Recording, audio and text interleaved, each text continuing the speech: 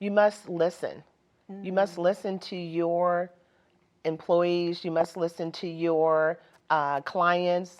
I have to listen to, the salesmen that come in, because they are the first point of contact. Before I even get to a customer, my employees are the first level of contact. So you listen to them and you learn by your people. I learn by my tenants, what their needs are in order to pass an inspection. If they tell me, I can't wash dishes because I don't have any dishwashing detergent, I wouldn't ask anything of anyone. And I do have a property manager, and we work very closely together. But I will go in and I will roll up my sleeve. Yes. And I will put on some gloves, and I will go across the street, get them some dish so that we could pass inspection. I will unplug a toilet, with a plunger. That's so what I'm you talking have about. to listen to people, and you cannot look down on anyone, because you don't know when you may be down. Hello, and welcome to the Leadership Reality Podcast with your girl, Taiji Charity. This podcast is for C-suite leaders to discuss their experiences and provide insight, encouragement, and inspiration for seasoned and inspiring leaders, offering valuable solutions to today's challenges that will inspire, ignite, and invigorate new and seasoned leaders to walk in their God-given authority with compassion, kindness, and empathy. So sit back, relax, and be prepared to be inspired with today's episode of Leadership Reality. Thank you. Welcome to another episode of Leadership Realities with me, Taiji Charity. Today's very special guest is my friend and philanthropist, Theresa Lowe. Theresa is the founder and executive director of the Lowe Family Foundation, continuing a legacy of community advocacy inspired by her grandmother, a dedicated organizer and volunteer. With a strong background in early education, childhood education, Theresa is passionate about fostering academic excellence and empowering young people to uplift their communities. As a visionary leader, she takes initiative in organizing, planning, and overseeing impactful community projects, earning recognition such as the Curren D SHero Award in 2015. Committed to her student and parent engagement, Theresa has contributed to organizations that promote active participation in education. She has also served as advisory and led fundraising efforts for numerous causes and educational institutions. The challenges of lost learning opportunities and limited resources during the COVID-19 pandemic have furthered her fuel and her dedication of enhancing social and academic well-being. And I must tell you that her stamp of love is seen all over the Kids Production Studio with Purpose, from the outside picnic table to the front office to the studio apartment. Teresa's hand is on it. So I am so happy because she has a heart to give in such a huge way. So welcome to the show, Theresa. Thank you for having me, Taji. I'm so excited. I've been waiting for this day, my friend. I love it. Thank you for saying yes, first and foremost. I can't say no to you. All right, let's talk leadership, Theresa, because I know you have the foundation, but you've been in business long before you started the Lowe. Is it the Family Lowe Foundation, or is it the Lowe Family Foundation? The Lowe Family. The Lowe Family Foundation. Mm-hmm. So let's talk about your other business first. You and your husband actually own a liquor store, right? Liquor store, two of them, liquor convenience stores. And you've been running that for how long? For 20 years now. For 20 years. And you also you do real estate as well, because you manage several properties and things like that? Commercial and real estate. Commercial and residential real estate. You're just a businesswoman. I want to know, when did you first realize that you were a leader, that you had this entrepreneur spirit to launch a business that's been in existence for 20 plus years? Well, it dates back to my childhood. Mm-hmm. And I would organize us going swimming in my neighborhood, go over to my grandmother's, and I would say, on Tuesdays, we're all going swimming, and then I would pass out on a brown paper bag, we're going swimming, and these are the items that we need to go swimming. So it started back then in Chicago. That Chi-Town is in. I love my Chi-Town guests. Okay. Yes. So you started basically organizing community outings and bringing people together, and that sort of like was the beginning of. That was the beginning. And Wow. then when I pledged, and then. What did you pledge? AKA. She said, wait, she got offended by the question. Like, what you mean? What? There's only one. There's only one. Okay, you pledged AKA. Yes. All right. And then later to rejoin for Jack and Jill Incorporated when we had children. So. Nice. Yes. Nice. So with that, with those leadership skills that you had, when did you realize you wanted to start a business, and how is it that the business, and I love the t-shirt, by the way, you're branded in your company's t-shirt called Reggie's Liquor. Reggie's Liquor and Junior Market. And they're on the east side of Los Angeles, both of them, and we serve the underserved communities. Okay. So I guess, watching the children at young age come into the liquor store before going to school, and the items that they would pick, a Coca-Cola, some Takis to go to school, it really was really disturbing to me. And I wanted to make sure that the community supported children that will have a healthy meal before going into the classroom, because I taught school. So I know what it feels like to have a student come in that is on 20 at 8 o'clock in the morning because they've sugared themselves up. And noticing that our community with black and brown boys in it, they were overweight, and they were just not focused in life because of how they start their mornings. Yeah. I'm just glad that they were coming in for Coca-Cola and chips and not trying to get any liquor, right? Well, Understood. I know you would never sell liquor to a minor. Right. Well, with that being said, we have decors that, do send in people that are underage that may look of age. Really? So you must have ID when you come in. So there's a lot of different levels of running a liquor store / junior market, because you must watch out for both, people. Yeah. Yeah. Wow. So what has been some of the challenges in running your own business, and then moving from running your own business to really operating leadership and then starting a foundation? Can you walk me through that? What has that been like for you? What are some of the challenges, and what are some of just the, obviously the successes, because you're here and you're thriving? Right. It comes and goes. You have challenges because they work hand in hand. You will have a tenant that live across the street from one of our liquor stores that, are on the verge of losing their Section 8.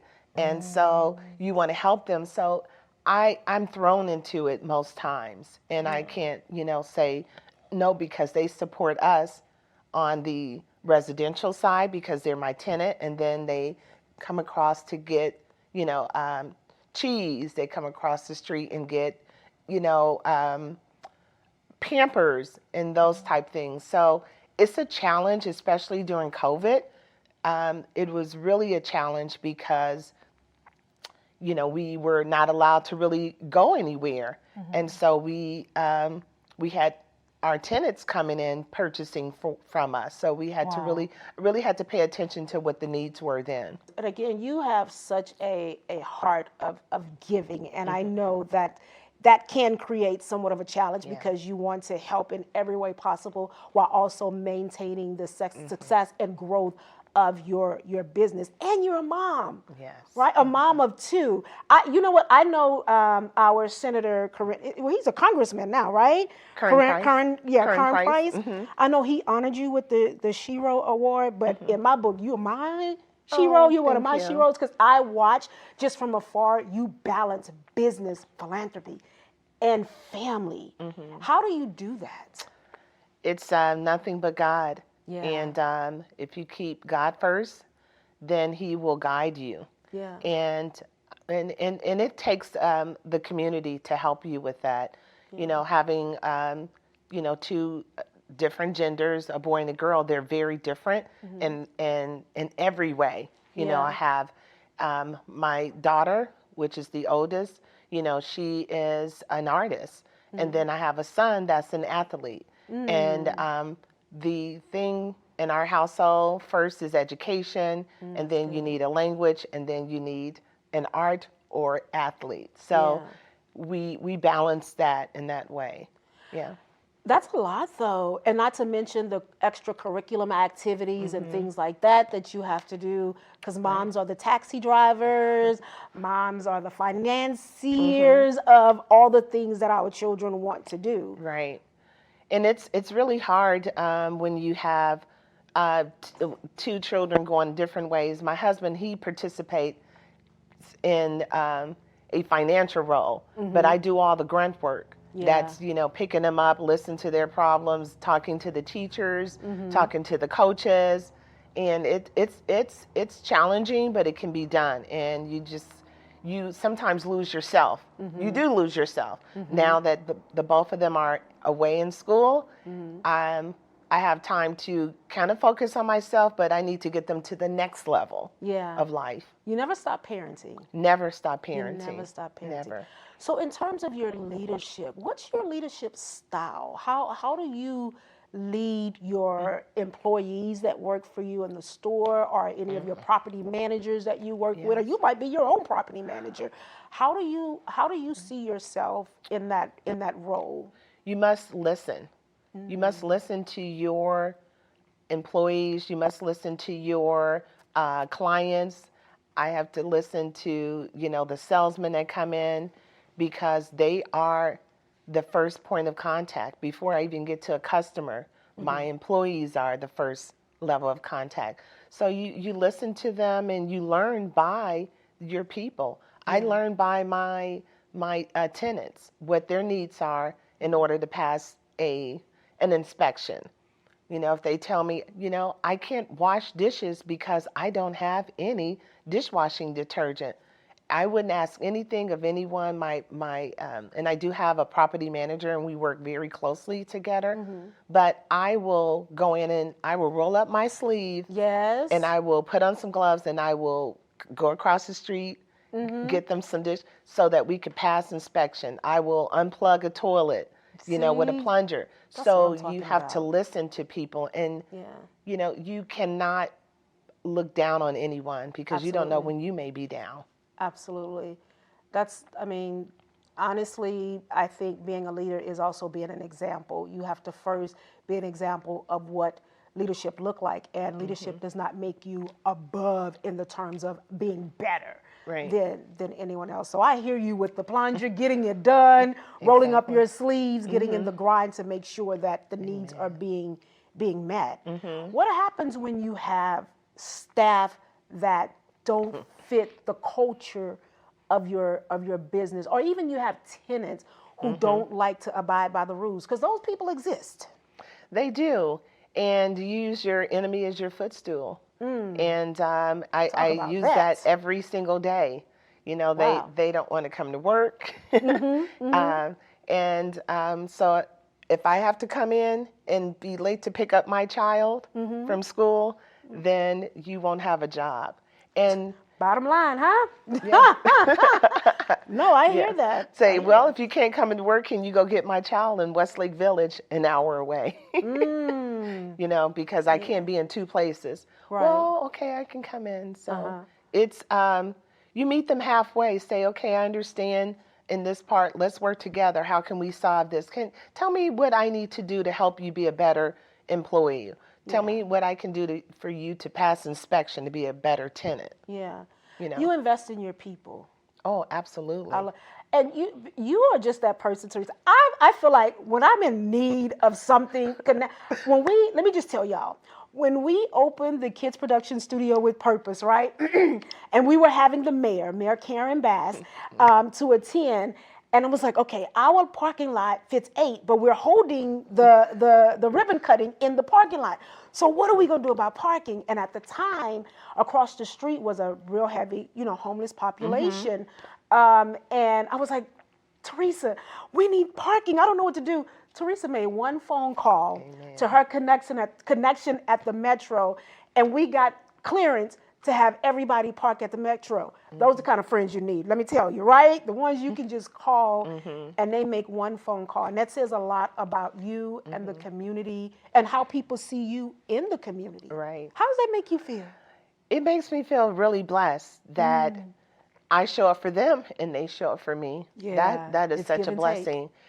Stephanie Wiggins, who is over Metro, and she asked things of me, and I said, okay, I'm asking something of you. That's So, relationship, though. that's We relationship can depend building. on one another when things are needed. But Right. you do it all, Theresa. We have a sofa in our apartment set here, and I was like, this sofa is dirty. Next thing I know, Theresa had a crew coming to pick up the sofa, to clean the sofa, and bring the sofa back. And I was like, this woman here. So, I mean, it's just amazing that you're able to have those types of results Right. when you call. Right, and it's funny because that's the person that cleans my clothes, and so we just have that relationship, and they, they were down with business, and I'm like, listen, this is how you get business. So they started by doing that, they started another business to hold them over. Yeah. So you don't know, you're trying to be a blessing to someone else, and they're blessing you At the same time. at the same time. Yeah. So let's A talk heart of about giving. absolutely the heart of give and you shall receive, right? It has this sowing and reaping effect. Exactly. What I sow, I reap. Right? It's just Mm-hmm. simple biblical principles. But let's talk about the Lowe Family Foundation. What Mm-hmm. inspired you to start the Lowe Family Foundation? Going down to the store because there was a need. People were afraid of leaving, so I had to do some of the work there too. I would see the kids come in and they weren't learning. They still had on their bedtime clothes, and they were purchasing, like I said before, Takis and Coca-Cola. That was in their diet. And I wanted to make sure that this learning was continuing. And just connecting people with different schools, foundations such as yourself, to foster these kids and give them a place of where they can go online and learn, continue their learning. And so that's what inspired me of doing that. It's not just education, it's what you put in your body, it's what you get out. It's like if you want to put a high performance gas in there for your car to perform, it's the same with your body. That's good. Oftentimes we don't believe that food is nutrition. We don't treat it as that. And so having the store, it was a blessing to see that there was a need beyond just the academics, but for, the nutrition whole of the person. whole person.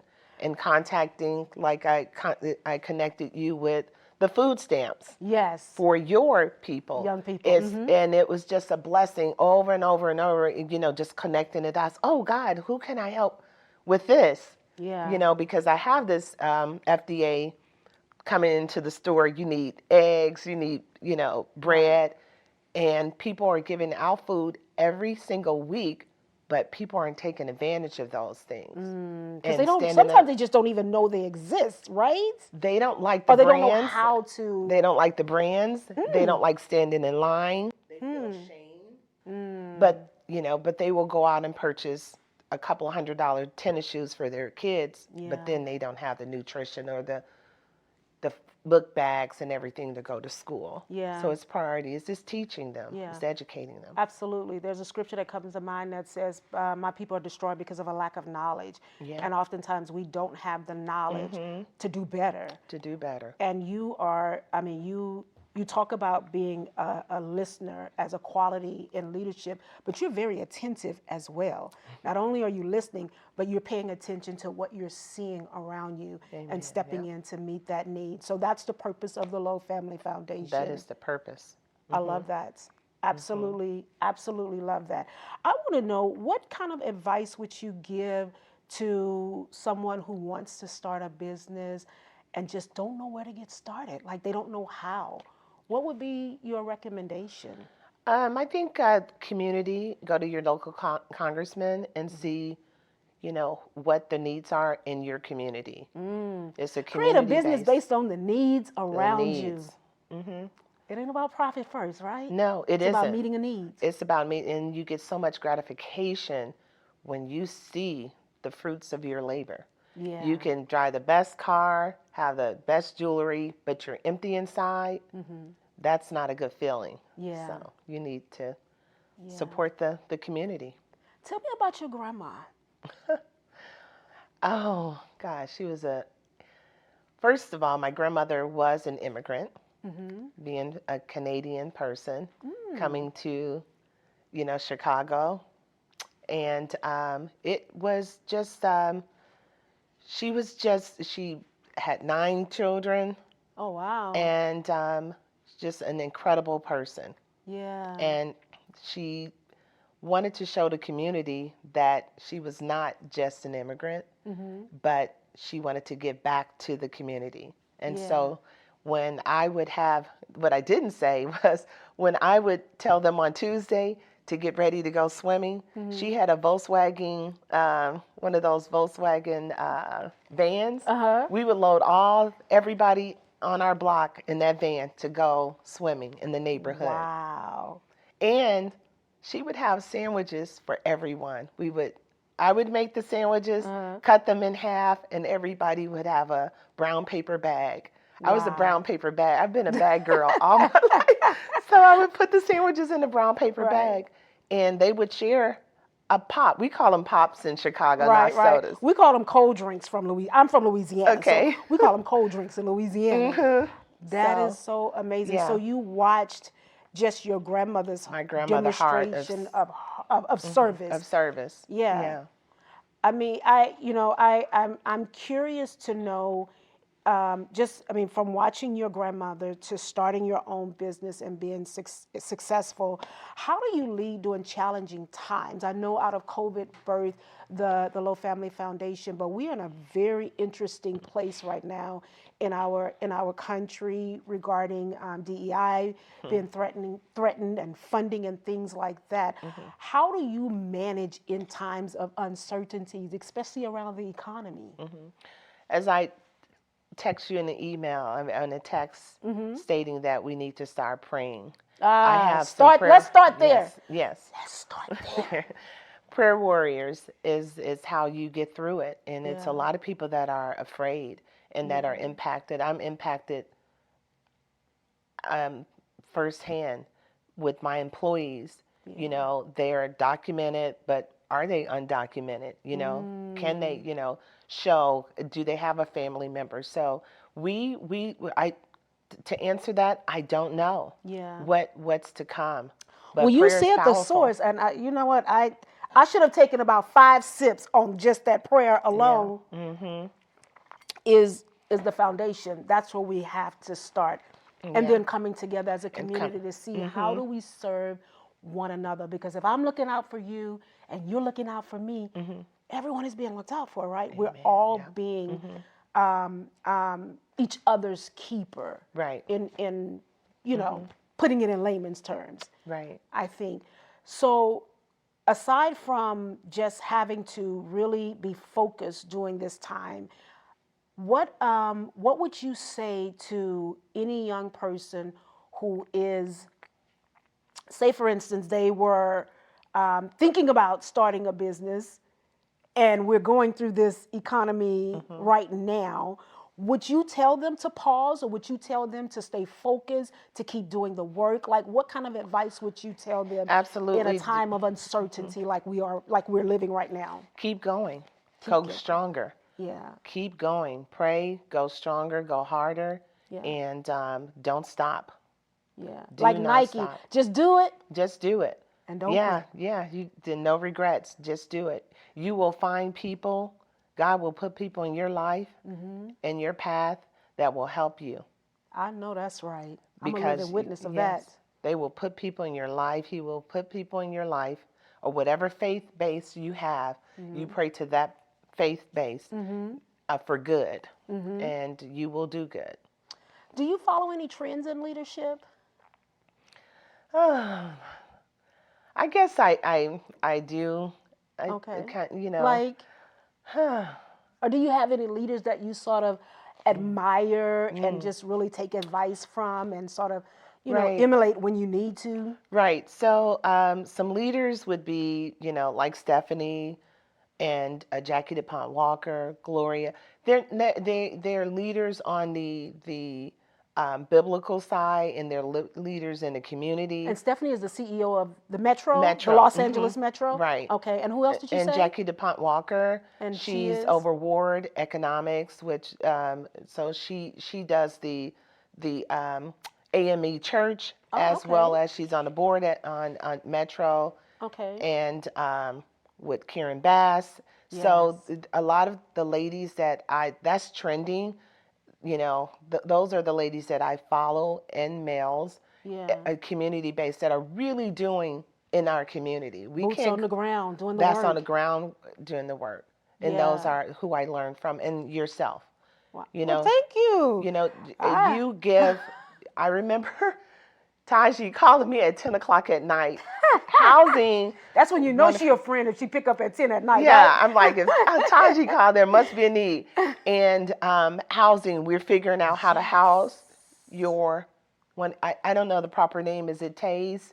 Yeah, transitional age youth. TAYS. Yes, working together, calling Hopics and all the different nonprofit, and seeing who we can get in contact with. Yes. At what 10 is at Hopics night. for those who may not know? It's homeless.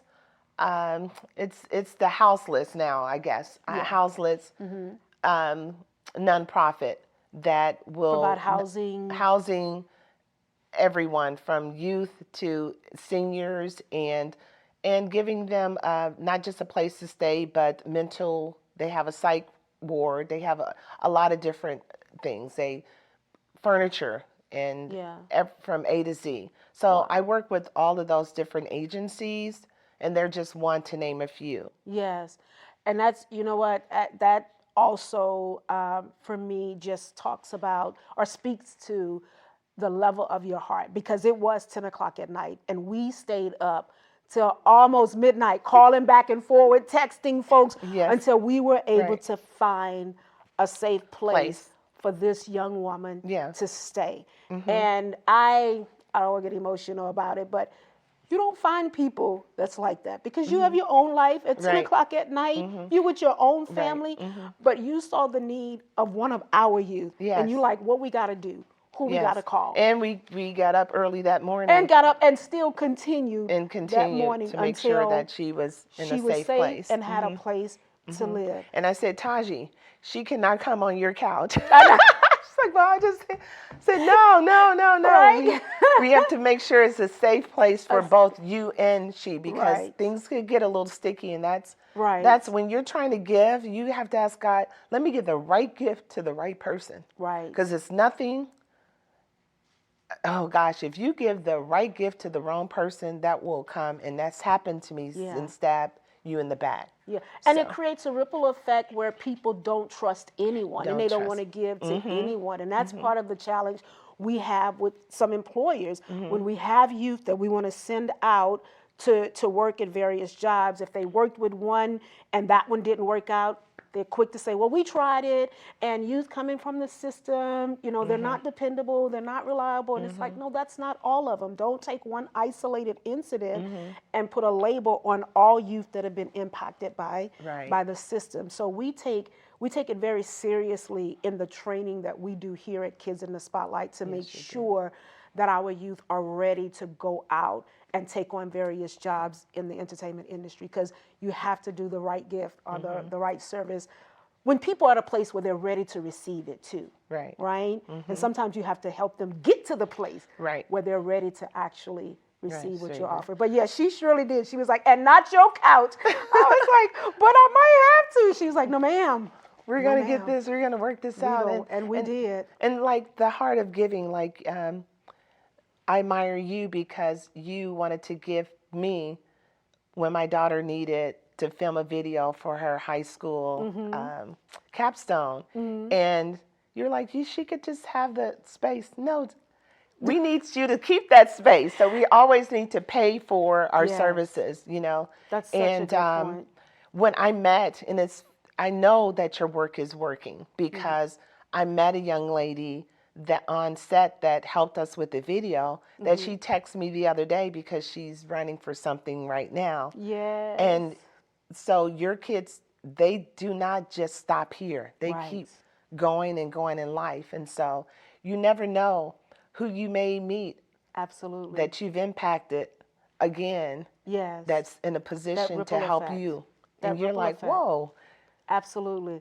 I love it. Well, I'm so grateful for our mutual friend who is the executive producer of this show, Miss Kimberly Sparks, because you don't always have friends who's willing to share their friends. Now, Kimberly, you know Kimberly, like you and Kimberly have been friends grew up. forever. And Kimberly introduced me to you love many, her. many years ago. Yes. And I'm just so grateful for that because we Yes. then developed our own friendship. Yes, and she never She gets in the never middle of took- that because Kimberly she's one of a kind. You don't She meet is. people like that. She That's is. my sister. She really is. I'm a drink to that one too because I too will drink to that. because that she is. Well, they've already held that sign up telling me that I have to rap.